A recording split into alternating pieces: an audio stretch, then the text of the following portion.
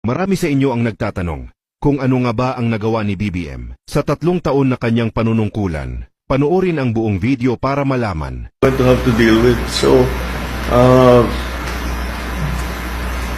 anong gagawin natin?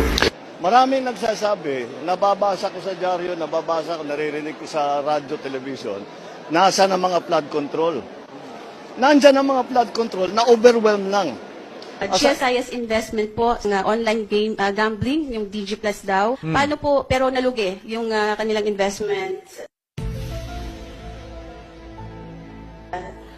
Isa po ba ito sa mga factor kung bakit No. may apprehension ang government? No, nothing. I didn't even know about that.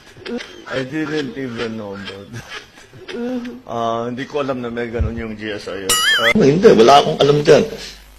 Pinuri naman ni US President Trump ang liderato ni Pangulong Marcos Jr. na tinawag niyang very good and tough negotiator.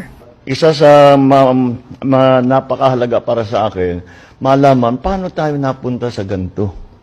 Ba't nagkaganito yung gobyerno natin?